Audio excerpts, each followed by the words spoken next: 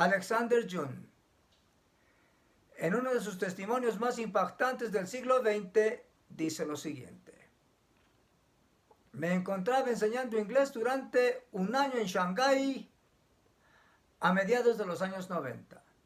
Incluso en aquel entonces recuerdo que los amigos de la iglesia clandestina en la República Popular de China habían experimentado mucha persecución. Y en ese momento estaba seguro de que en una década o dos, con la globalización del mundo y un mayor intercambio internacional, la vida de los cristianos en China mejoraría notablemente. Mas transportémonos a diciembre del 2018, dice el testimoniante Alexander Jung. Las redes sociales estaban llenas de informes y peticiones de oración por la iglesia Pacto de Lluvia Temprana en Chengdu, una provincia de la región central en la República Popular de China. El pastor de la iglesia, Wang Ji, fue arrestado junto con su esposa. Los ancianos, los diáconos y docenas de miembros, muchos miembros y líderes, no aparecían después de un esfuerzo masivo de la policía y otras autoridades, donde allanaron y detuvieron a cristianos durante varios días. En vísperas de su inminente arresto por parte de la policía, el pastor Ji escribió un poderoso mensaje para sus feligreses, titulado Mi declaración de desobediencia fiel. Realmente el mundo que observa y los creyentes que compartimos la misma fe con nuestros hermanos y hermanas en China, tenemos mucho que aprender de ellos, mis queridos amigos. Aquí hay 5 lecciones que nosotros podemos aprender a través de sus sacrificios. Número 1. Obedecer el evangelio a veces implica desobediencia civil. ¿Qué quiere decir esto? Que el poder no reside en el cambio de un gobierno.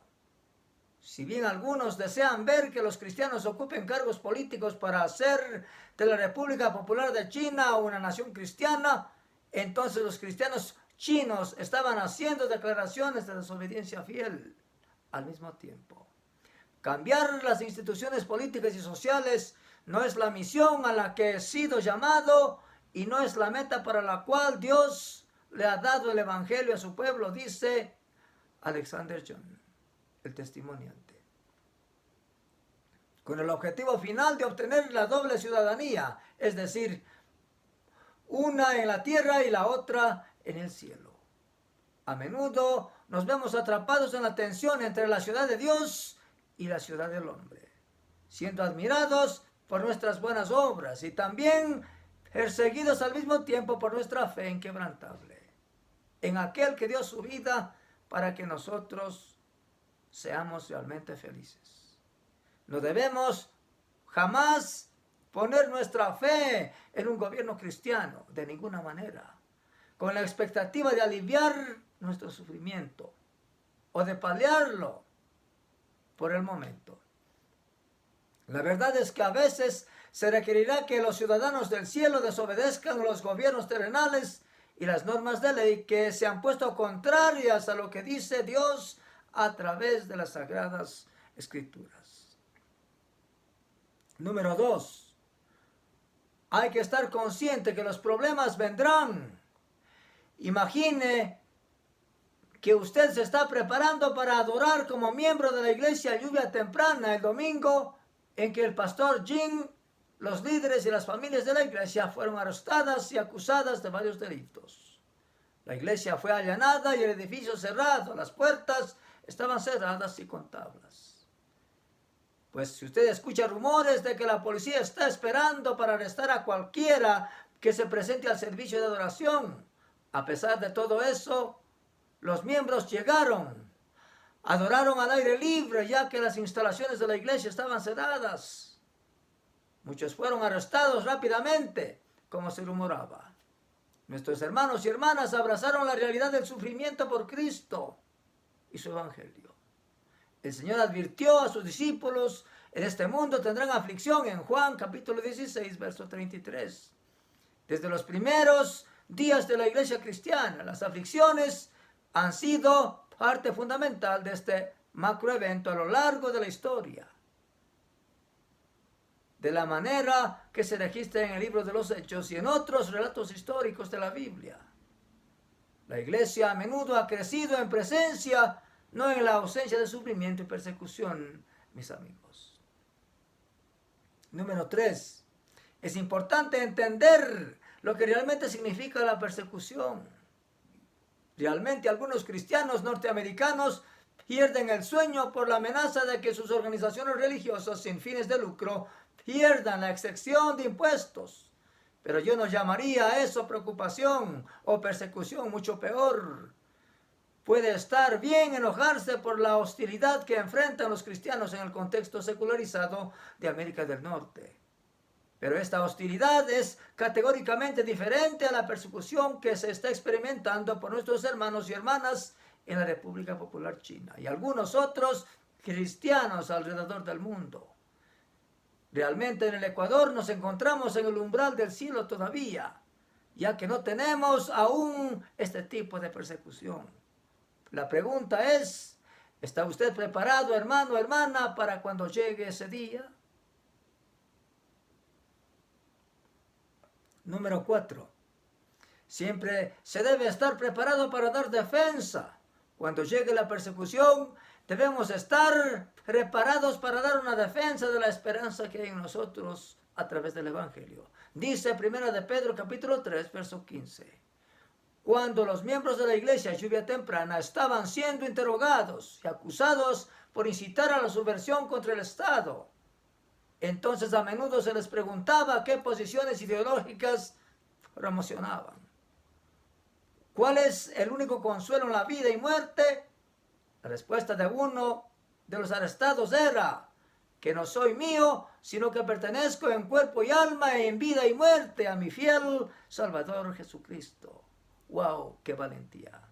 Querido cristiano, incluso si nunca llegamos a estar bajo interrogatorio, que siempre estemos bien preparados para dar testimonio poderoso de la verdad del Evangelio que hemos creído y que está desde hace más de 2000 años registrado en la Santa Biblia. Le invito entonces a ser parte de este grupo de comandos valientes que están listos a defender lo que Dios puso por su espíritu en su corazón, grabado como en piedra para siempre. 5. Mantenga un corazón de gratitud. Es la clave del éxito en la espiritualidad. La iglesia que sufre en China no está sola. Hay millones de cristianos perseguidos en todo el mundo de quienes debemos aprender.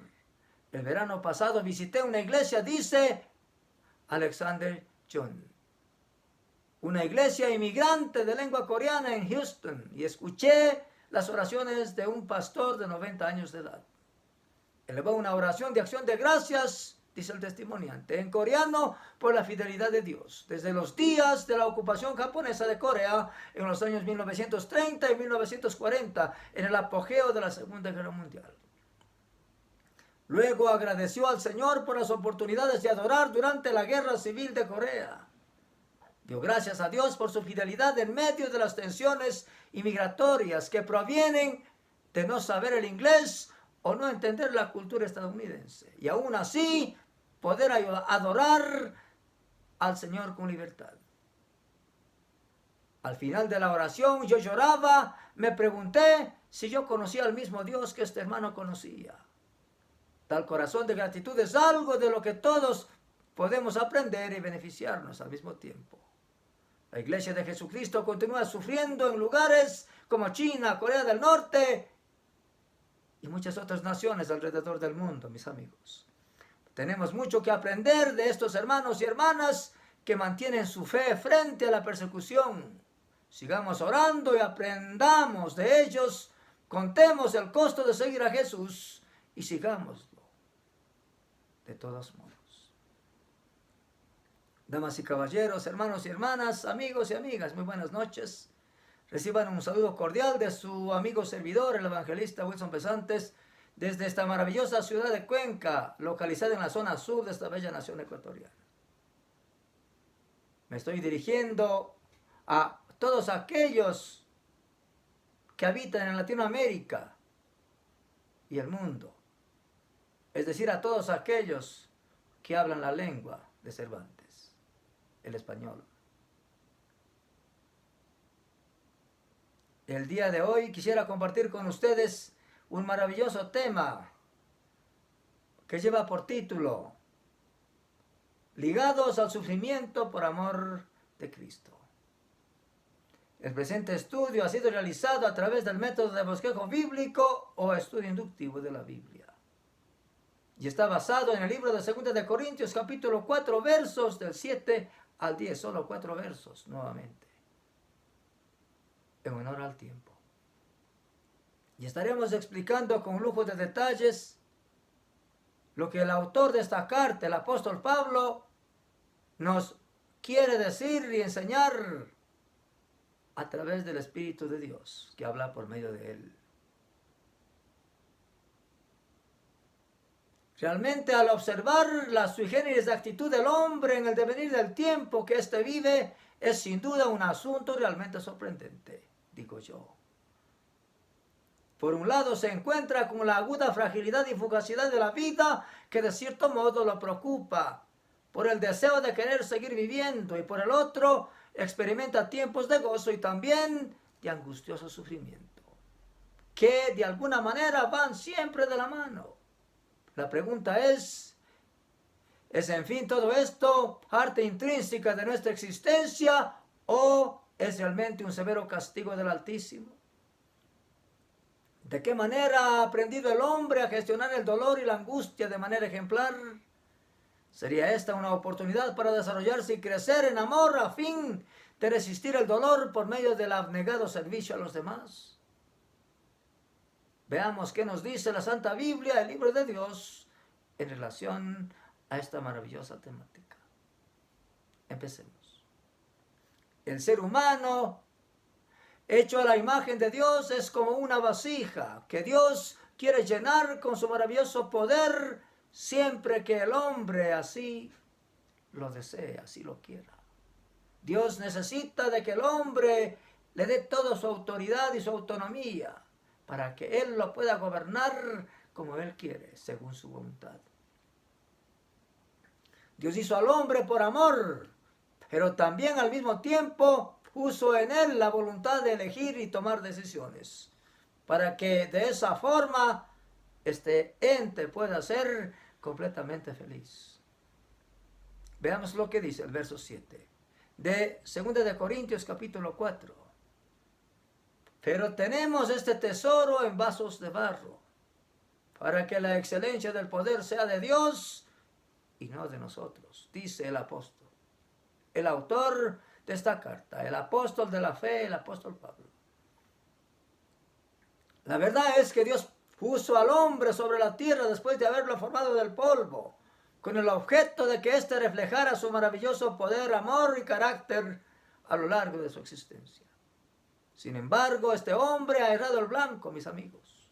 Si analizamos lo que dice el apóstol Pablo al iniciar el verso 7 de 2 de Corintios capítulo 4, notaremos que Dios quiere llegar a lo más profundo de la conciencia del ser humano. Él quiere hacerle entender a este singular ser o criatura que hay un tesoro que no tiene precio y que Él lo quiere depositar muy a fondo de su ser, para que la excelencia que está mucho más allá de lo mundano del hombre sea de Dios y no nuestra. Esto es lo que con lujo de detalles ha querido hacernos entender el apóstol Pablo a través de esta carta. Pero tanto el hombre del pasado como el de hoy no han sentido la necesidad de tener a Dios dentro de sí mismos, como ese maravilloso tesoro en frágiles vasos de barro, como somos nosotros. Realmente esa ha sido desde un inicio la suprema y única voluntad de Dios. Habitar no en un templo construido por manos humanas con piedras, arena, cal y cemento y acabados de lujo, que vislumbran el ojo y alegran el corazón por un momento, sino vivir en aquellos templos hechos por su propia mano, donde Él es solo y suficiente para labrar y cuidar, y que al mismo tiempo tiene la capacidad de darles el acabado de perfección que Él quiere. ¿Está usted dispuesto a recibir de Dios su espíritu para que Él con el tiempo, a través de la dura penalidad y el sufrimiento, le enseñe a romper aquellos espolones que todavía quedan de la vieja naturaleza? No obstante, vemos que toda esta maravilla, incluida la voluntad del Altísimo, se ha visto opacada porque todo eso requiere de la voluntad del hombre totalmente rendida a Dios. El hombre se ha tomado la libertad de llevarse el crédito, el honor y la gloria que no es suya, haciéndoles creer a los demás seres humanos cuán hábil y capaz es cada uno para desarrollarse por sí solo, impidiendo con esto el genuino obrar del Dios único, por haber hecho de sí mismo el artífice de su propio destino, cuyo fin será la muerte eterna. Porque Dios dice que la alma que pecare debe morir. Y por otro lado, en otro contexto de la Biblia dice que debemos nosotros por su espíritu hacer morir todo lo terrenal en nosotros.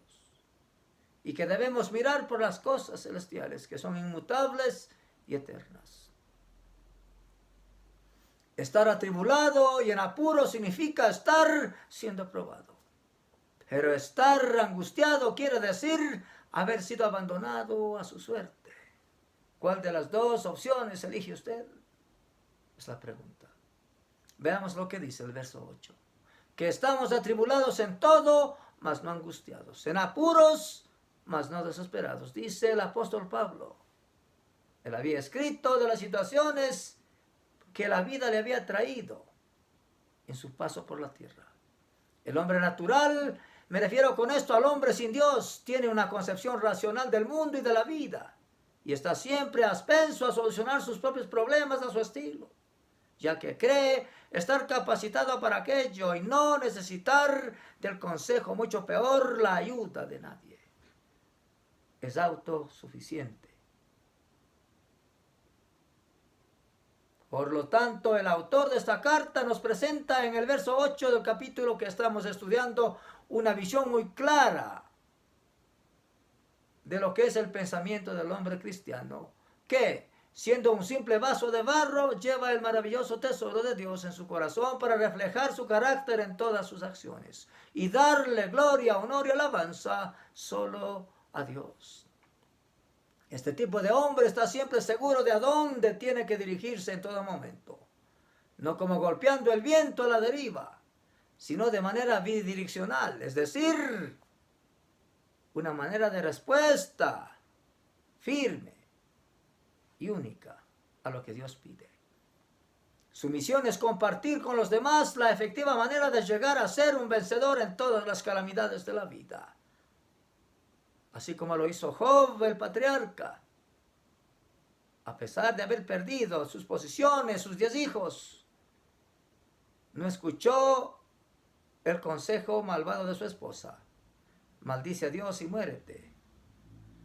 Él dijo, si Dios da en lo bueno y en los buenos momentos, ¿por qué no hemos de aceptar el mal cuando Dios así quiere probarnos? Esa fue la posición del sufriente siervo Job, cuya historia conocemos, abuelo de pájaro casi todos.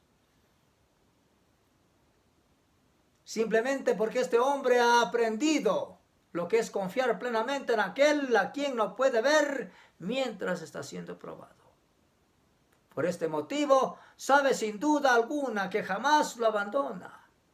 Cuando está atribulado en diversas situaciones, sigue adelante sin dar la más mínima cabida a la angustia para no sentirse abandonado. Ya que eso es un rasgo característico de los que no tienen esperanza. No teme tampoco a los súbitos de las situaciones, porque no hay en su corazón el más mínimo lugar para la desesperación. Su anhelo y su deseo es agradar a aquel que lo amó y lo llamó de las tinieblas a su maravillosa luz admirable. Tan solo por la fe en su único Hijo Jesucristo, quien vino y lo dio todo, solo por amor a su creación. ¿Está consciente de todo esto? Espero que sí. Dios jamás desampara al justo. Vivir por Cristo significa morir al viejo hombre. ¿Con qué se come esto? ¿Qué significa? Permítame explicárselo.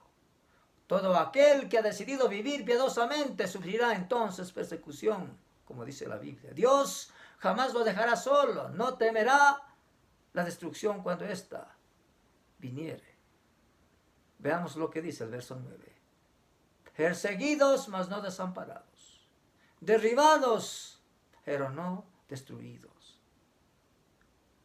Si usted tiene miedo de ser destruido, dice la Biblia, que si usted confía en Dios, jamás será destruido, aunque sea derribado. La Biblia dice de manera muy clara que todo aquel que ha decidido seguir a Dios con fidelidad y firmeza sufrirá persecución en diversas formas. Ya sea lo económico, la enfermedad, la inseguridad, cualquier cosa. Pero Dios jamás lo abandona. Él es nuestro proveedor, Jehová Jireh. El resultado de todo aquello es estar plenamente seguro de que jamás estaremos solos ni desamparados. Tan cierto como sopla el viento en nuestra cara, sentimos su brisa que refresca por un momento, en medio del intenso calor, nuestro cuerpo. Dios toma nuestra diestra y nos sostiene de maneras que ni siquiera podemos imaginar, mis amigos. Muchas de las veces los problemas de la vida pueden hasta derribarnos e imposibilitarnos por cierto tiempo, pero jamás lograrán destruirnos. Dios no lo permitirá porque así Él lo ha prometido y nosotros simplemente debemos creerle asiduamente.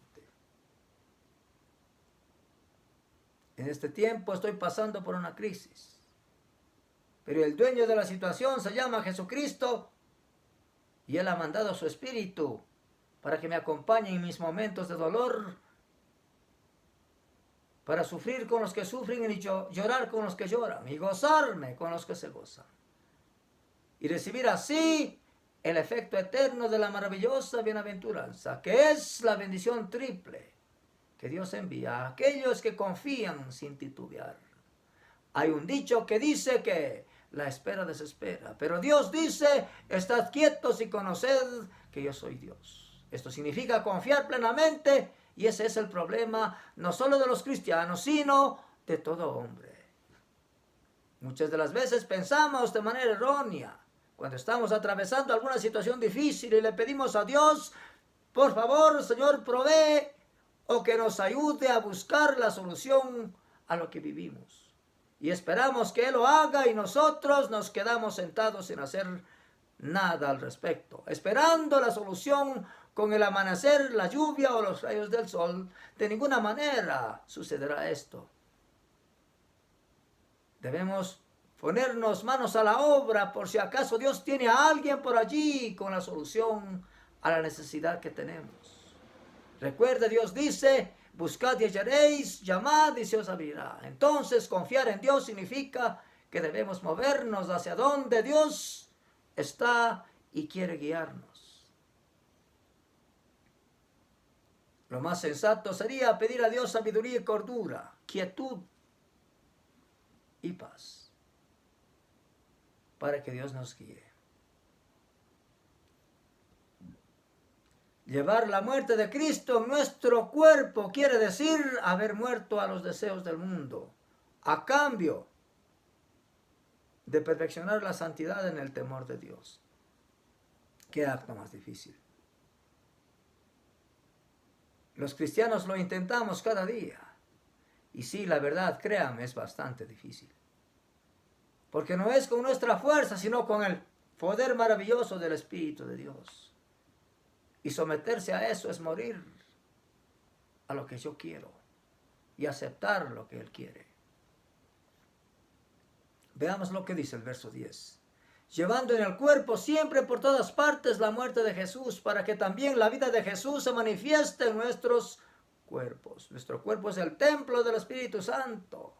Por tanto, debe estar limpio y bien cuidado. Y esa es nuestra gran debilidad. De esta manera continuamos nuestro viaje en nuestro angosto camino hacia la eterna morada del Padre. rindiendo cada día un poquito más de nuestra vieja naturaleza a Dios mediante el poder del Espíritu Santo, para que Él traiga la muerte de Jesús a aquellas áreas que todavía nos arrastran a vivir mundanamente. Esto es lo que quiere decir el apóstol con llevar la muerte de Jesús en nuestros cuerpos. A leer el verso 10 de esta carta en el capítulo 4 de 2 de Corintios. Nos imaginamos usted y yo al permitir que la gloriosa vida de Jesús se manifieste a través de nosotros, que somos simples hombres. Por medio de nuestro actuar, nuestra manera de pensar, nuestra manera de servir a los demás y sobre todo esto, aplicar y practicar la asertividad de manera plena. Es decir, comunicación efectiva. Un hablar suave, quieto, terso, que da gracia a los oyentes. Buenos días, tenga la bondad, muy gentil, qué amable. En vez de la ira, la cólera y el enojo. Mostremos gracia, que no es sencillo, pero Dios, que es rico en misericordia, lo hará por nosotros y en nosotros. Mostrar un cúmulo de valores eternos es lo que Dios quiere, aun cuando tengamos la natural inclinación a perder los estribos y reaccionar mal delante de los demás. He escuchado a algunos cristianos decir: lo siento, yo no soy Jesús, soy fulano de tal, por consiguiente ofendo a la otra persona. De ninguna manera, porque si yo estoy viviendo bajo el cuidado y la guía de Jesús, entonces debo parecerme a Él cada día.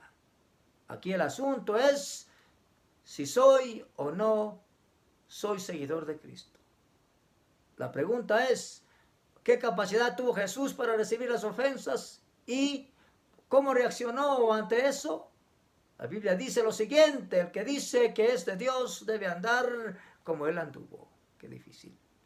¿Qué concepto tienen las demás personas de usted y su cristianismo? ¿Convence acaso usted de la fe que tiene ante los demás? Si usted se enoja fácilmente, miente, maldice, juzga y murmura a discreción, habla mal de su jefe o del pastor o de alguien que tuvo una mala actitud, ¿cómo mora el amor de Dios en usted entonces?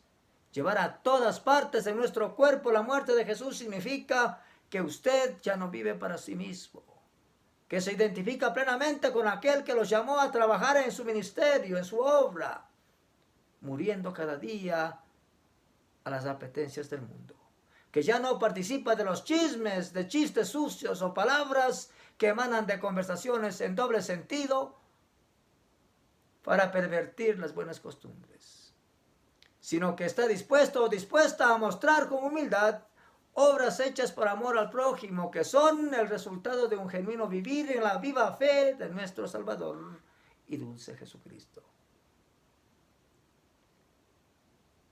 ¿Qué es lo que le atañe a usted a continuar? ¿Será su fuerza de carácter? ¿Será su propia autoestima? ¿O será la gracia, el poder y la misericordia de aquel que conoce mejor su destino de lo que los demonios recuerdan el pasado? Conclusión.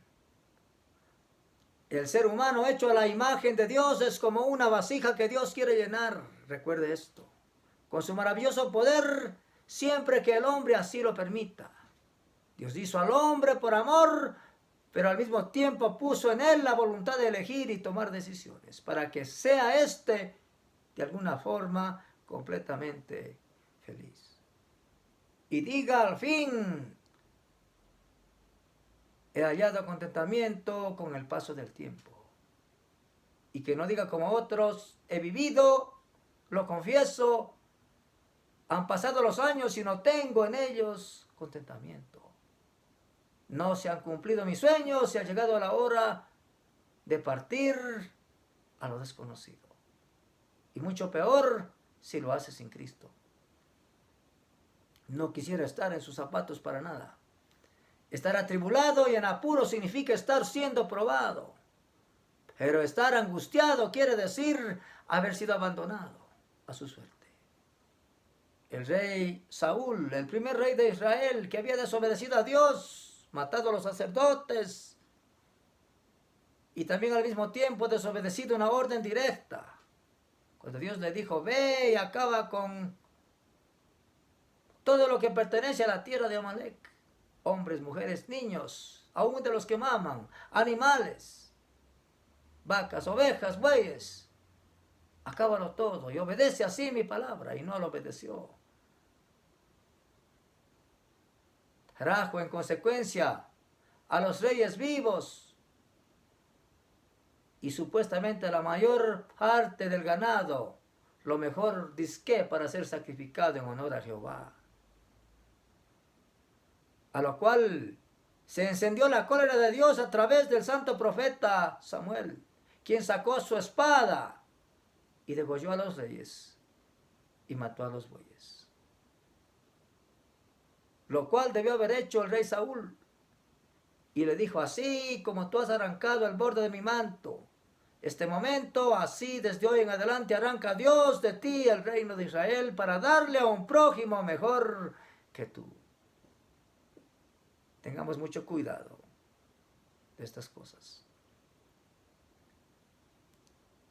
Entonces, Dios jamás desampara al justo, porque vivir por Cristo significa morir al viejo hombre que ha sido el precursor de nuestra vieja naturaleza, que debe morir cada día, a través de leer la palabra de Dios y orar sin cesar, y obedecer a Dios de la forma más simple. Si está pasando por la desventura, si está pasando por la ansiedad, si está pasando por la tristeza, si está pasando por tiempos severos de desesperación y depresión, sepa que Jesús dio su vida en el Calvario para que usted sea sano y viva, radiante y feliz. Todo aquel que ha decidido vivir piadosamente sufrirá persecución. No importa de qué forma, pero lo hará. Dios jamás lo dejará solo. No temerá la destrucción cuando viniere. Llevar la muerte de Cristo en nuestros cuerpos quiere decir haber muerto a los deseos del mundo a cambio de perfeccionar la maravillosa santidad en su temor. Es una cosa difícil, especialmente cuando hemos estado habituados a deseos y vivir por ellos. Dejarlos es difícil. Pero para Dios, que es quien forja el destino, nada es imposible. Todo depende de la sinceridad de su corazón con el cual usted se acerca al maravilloso trono dulce del Salvador Jesucristo, quien inmoló su vida y vivió de manera extraordinaria aquí en los días de su carne, hace más de 2000 años. Es el Dios a quien el evangelista Wilson Pesantes predica, a quien anuncio por el poder de la fe,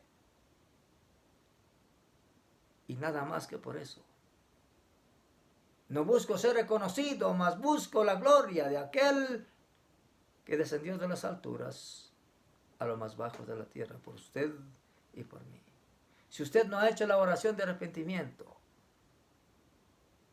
le pido de favor que incline su rostro y reconozca su condición delante de Dios y que lo invite a participar de la vida suya. Y que venga a Él y limpie las tinieblas con su luz perfecta. Y donde está la intranquilidad, donde está la amenaza, donde está el odio, la venganza, el resentimiento, ese momento nazca la paz y la quietud. Y que usted por su espíritu aprenda a confiar como un niño confía en el maravilloso y dulce cuidado de su madre. Diga esta oración conmigo con toda sinceridad. Señor Jesús, gracias te doy porque he escuchado tu palabra de manera corta y rápida, pero muy precisa. Todos los que hemos nacido en Adán tenemos el pecado original que nos lleva a la muerte. Pero tú, Señor, has mandado a tu Hijo Jesucristo a expiar nuestros pecados en la cruz del Calvario para que ese pecado sea destruido y que seamos reconstruidos, que seamos vueltos al original divino por medio de esa sangre derramada de tu Hijo Jesucristo. Reconozco que soy pecador o pecadora y me arrepiento de mis pecados y te recibo como mi personal Salvador. Y te pido que me libres del pecado que lleva a la muerte eterna, a la condenación. Y que seas salvo, salva en este momento, por medio de la expiación perfecta hecha por Cristo en la cruz del Calvario hace más de 2000 años. Y escribe mi nombre en el libro de la vida y del Cordero, para que yo desde este momento pertenezca a la familia de Dios, habiendo sido transportado de la familia de Adán, habiendo sido transpuesto del mundo de las tinieblas al mundo de la luz en tu unigénito Hijo, nuestro Señor Jesucristo. Amén. Muchísimas gracias por la atención dispensada. Y será hasta una nueva oportunidad, una nueva entrega a través de mi página oficial de Facebook en mi programa Una Voz de Esperanza. Se despide de ustedes con un abrazo y estarán siempre en mis oraciones. El evangelista Wilson Pesantes. Buenas noches.